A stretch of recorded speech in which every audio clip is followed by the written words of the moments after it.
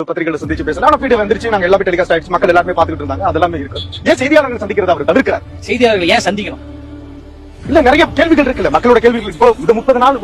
அந்த கேள்விகளை நீங்க திமுக பத்தி கேட்க மாட்டேன்றீங்க அவங்க பத்திரிகையாளர் சந்திக்கிறாங்களே எத்தனை பேர் கேட்டீங்க எத்தனை பேர் கரூர் விவகாரம் தொடர்பாக எத்தனை கேள்விகள் ஐயா ஸ்டாலின் அவர்களை பார்த்து நீங்க கேள்வி எல்லா மீடியாவும் கேட்டிருக்காங்க நீங்க கேட்டீங்களா கேட்டிருக்கோம் எத்தனை பேர் கேட்டீங்க ஐயா அனைத்து பெண்களுக்கும் 1000 ரூபாய் கொடுக்கலன்னு ஐயா ஸ்டாலின் பத்தி கேட்டீங்களா மாணவர்களுக்கு கல்வி கடனை தள்ளுபடி செய்கிறோம் என்று நீங்க சொன்னீங்களே தள்ளுபடி பண்ணீங்களா ஏன் யாரும் கேள்வி கேட்க மாட்டேன்றீங்க பழைய ஓய்வூதிய திட்டத்தை நாங்க நடைமுறைப்படுத்துறோம் அப்படின்னு சொன்னாங்கல்ல ஏங்க நடைமுறைப்படுத்தல யாராவது கேட்டீங்களா பரந்தூர்ல இருங்க பரந்தூர்ல 1500 நாட்களாக விவசாயிகள் போராடி கொண்டிருக்காங்க ஐயா ஸ்டாலின் அவர்களே கரூருக்கு இரவோடு இரவாக நீங்க போறீங்க பரந்தூர்ல அந்த விவசாயிகள் ஏங்க நீங்க பார்க்க மாட்டேன்றீங்கன்னு கேட்டீங்களா அஜித்குமார் காவல்துறையால் அடித்து படுகொலை செய்யப்பட்ட அஜித்குமாருடைய வீட்டுக்கு ஐயா ஸ்டாலின் அவர்கள் ஏங்க போல அப்படின்னு நீங்க கேள்வி கேட்டீங்களா ஆட்சியில் இருக்கின்ற ஆட்சியாளர்களை பார்த்து கேள்வி கேட்பதாங்க துணிச்சலே எந்த பத்திரிகை எந்த ஊடகம் ஆட்சியாளர்களை பார்த்து கேள்வி கேக்குது பொன்முடி அவர்கள் கோடி ஊழல் பண்ணிருக்காரு நேரு அவர்கள் என்ன கணக்குன்னு எனக்கு தெரியல ஒரு வேலைக்கு 25 லட்சம் 30 லட்சம் வாங்குறாரு 2500 மேற்பட்டவரோட அவர் பணம் வாங்கிருக்கதா சொல்றாங்க அது வந்து பெருக்குனா எத்தனை கோடி எனக்கு கணக்கு சொல்றாங்க அதான் செவிவெளி செய்தியா தானே எல்லாமே இருக்கு செய்திகளாக தான் இதனால சொல்றேன் ஊடகமாக இல்லை என்று செவிவெளி செய்தியா சொன்னாங்களா இல்ல அமலாக்கத்துறை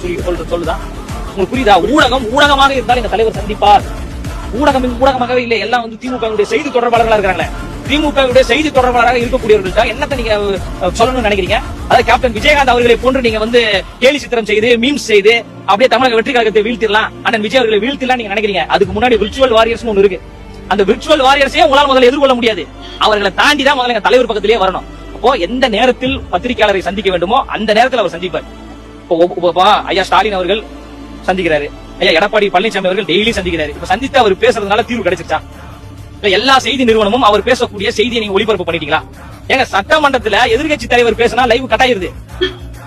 முதலமைச்சர் பேசினா 10 நிமிஷம் லைவ் மட்டும் வருது இதை வந்து நீங்க கேள்வி கேளுங்க